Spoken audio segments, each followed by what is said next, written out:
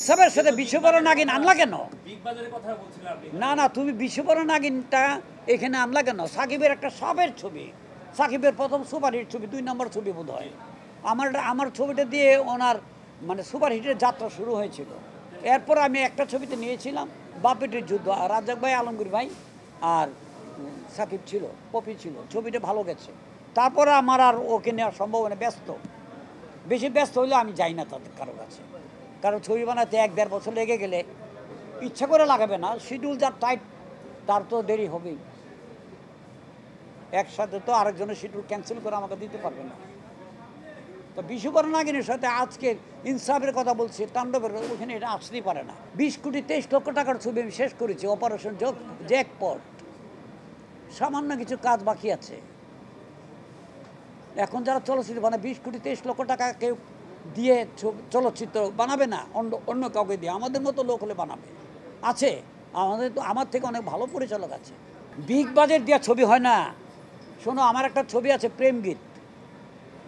আমার জীবনে সবচেয়ে বেশি হিট ছবি জজ ব্যারিস্টার, তারপর প্রেমগীত। 15 লক্ষ টাকা খরচ করে বানিয়েছিলাম। ওই ছবির ওই রূপালী বন্দর একটি সিনেমা হলের নাম ছিল নারায়ণগঞ্জ। ওই হলে 2 বছর চলছিল প্রেমগীত। ওই হলের টাকা দিয়ে আমি 6 তলা বিল্ডিং করেছি। বাজেট ছিল না, বাজেট তখন 1 কোটি টাকা দেওয়ার ছবি বানিয়েছিলাম আমি। ওটার আগে আল হেলাল। বাজেট দিয়ে ছবি হয় না, ছবি হয় গল্প দিয়ে, এবং যে বানাবে তাকে দিয়ে, যে ফটোগ্রাফি করবে তাকে দিয়ে, যে সম্পাদনা করবো তাকে দিয়ে। ওখানে কিন্তু মানে কলারদের নাম কম আসে। কলারদের নাম আছে, খুব ভালো অভিনয় করেছে, খুব সুন্দর, এতটুকু শেষ। ওদের জায়গা একটা। আর চলচ্চিত্রের পেছনে যারা আছে তাদের জায়গা অনেকগুলো। ওগুলি না হলে ছবি হয় না ভালো। আর বাজেট দিয়ে ছবি হয় না, ওটা প্রশ্নটা কাউকে করো না। বর্তমানে যারা আছে, ন্যাশনাল অ্যাওয়ার্ডের কথা এই জন্য বললাম, একটা ভালো শিল্পীর স্বীকৃতি কোথায়?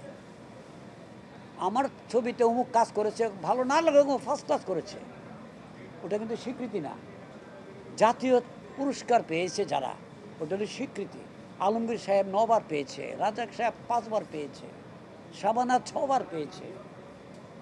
আজকে একজন 6 বার পায় না কেন? ছবি তো প্রতি বছরই 4টা-5টা করে মুক্তি পাচ্ছে। সাকিব বারবার পায় না কেন? আমি একটি ছবি জুরি উঠেছিলাম পুরস্কারের, জাতীয় পুরস্কারের। তখন সাকিব পেয়েছিল, পপি পেয়েছিল। এখন সাকিব 1 বার পেয়েছে না 2 বার পেয়েছে আমি জানি না। আগের তোমার প্রশ্নটা হলো গিয়ে, আগে যারা ছিল তারা চরিত্র না শুনে, গল্প না শুনে, সিকোয়েন্সের ডায়লগগুলো না শুনে শর্ট দিত না।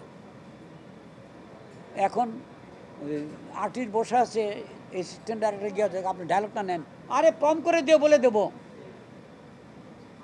এটা হবে? সাকিব ব্যস্ত। এখন সাকিবকে নিয়ে গেলে আমাকে এই মাসে, সামনের মাসে আমাকে 10 দিন 5 দিন দিল, আবার 6 মাস পরে গিয়ে আবার 5 দিন দিল। এইভাবে গেলে 1 বছর 1.5 বছর লেগে যাবে একটা ছবি করতে। আমি লেট করে ছবি বানাই না। সাকিব খানের যখন শিডিউল কম ছিল, ব্যস্ততা ছিল না, তখন আমি করেছি এবং খুব সুন্দর 2টি ছবি বানিয়েছিলাম।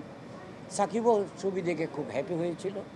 না, খুব থাকবে কেন? ওকে নিয়ে 2টা ছবি করেছি, ব্যবসা করেছে ছবি। একটা আমার নিজের প্রোডাকশন, আমি ব্যবসা করেছি বাপ বেটির যুদ্ধ। রাজ্জাক ভাই, আলমগীর সাহেব ছিল সেখানে, সাকিব ছিল, কপি ছিল। আমার কেন খুব থাকবে? আমি ওর উপরে খুশি। ওকে নিয়ে প্রযোজকরা ছবি বানিয়ে লাভবান হচ্ছে এবং অন্যান্য প্রযোজকরা তার কাছে দৌড়াচ্ছে। এটাই তো হওয়া উচিত। নায়ক নায়িকা ভালো না হলে মানুষ ছবি দেখবে না। আমি গল্প লেখার পরে যদি আমি মনে করি রাজকে দিয়ে এই ক্যারেক্টারটা মানাবে, আমি তার কাছে যাব। তার মধ্যে একজনের আবার মতামত লাগবে, যেটা নাকি পরিচালক থেকে বড়, প্রযোজক বড়, মানে চয়েসের প্রযোজক টাকা লগ্নি করবে 70 লক্ষ 80 লক্ষ 1 কোটি টাকা। আমি নিলেই তো প্রযোজক মানবে না। আমি কার পিছনে টাকা খরচ করবো, আমার স্যাটিসফাই হতে হবে। আমি যদি মনে করি এর পিছনে টাকা ব্যয় করলে আমি এই ছবিটি ভালো হবে, তখন প্রযোজক ছাড়া তো হয় না। আমি একজনকে চেষ্টা করলে নিতে পারবো না। 1944-এ তানহা নামে একটি ছবি ছিল। তারপর 1950-তে আসলো নয়াদর, তারপরে আসলো গঙ্গা যমুনা। ওই একই গল্প, একই ঘোরাঘুরি। ছেলে খুনি, ছেলে ডাকাত, বাপ পুলিশ, বা বাপ খারাপ, ছেলে পুলিশ।